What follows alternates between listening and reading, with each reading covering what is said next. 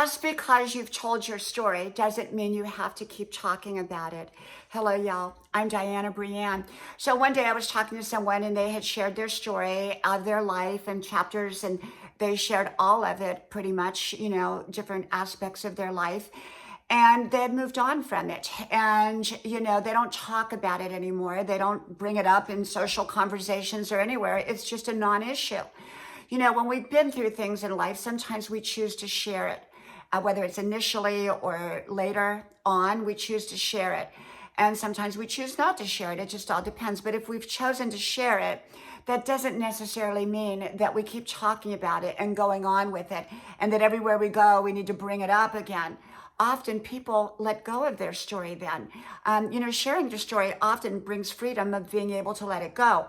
Our story should never define us. It should never label us, because we're more than just our story.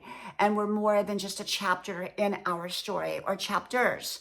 And we're always writing, we're always creating, we're always developing more of our story. So after your story is out, after you've told your story or stories, whatever it is, you don't have to keep talking about it. And if people want to talk about it, you may feel, hopefully comfortable enough in answering their questions. But also some people are intrusive and sometimes you just don't want to talk about it anymore. If you've done a video about it, then say, go watch one of my videos.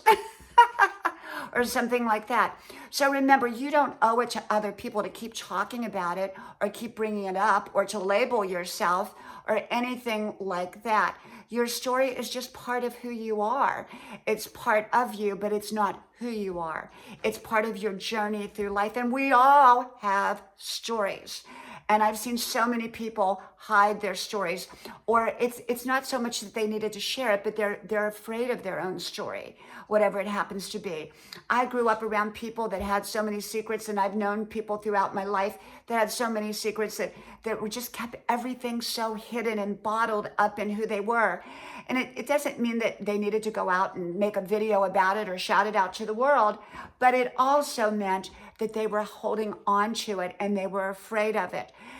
Often what we're afraid of when we release it, often we are no longer afraid of it. It's sort of like that shadow in the closet that when we turn the light on, the shadow disappears. And not everybody is going to love your story, and not everybody's going to want to be a part of the story, and some people may back away. But also your story reveals who you are or where you've been, and often that draws in people into your life that are the right people for your life, the amazing people that may have never entered because you're carrying around this facade that maybe is not exactly accurate, and you're drawing in people who are only attracted to that facade rather than to the entire person and the entire experience and the entire person that you are or what you've been through. So like I said, you don't have to share your story to bring freedom, but I think it's important to be comfortable with your story to bring freedom.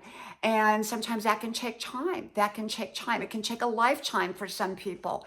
And yet I think it's important to be able to embrace your own story and where you have been without excuses. Okay? From my house to yours, I hope to talk to you soon again. Your story will often bring freedom. From my house to yours. Talk to you then. Bye-bye.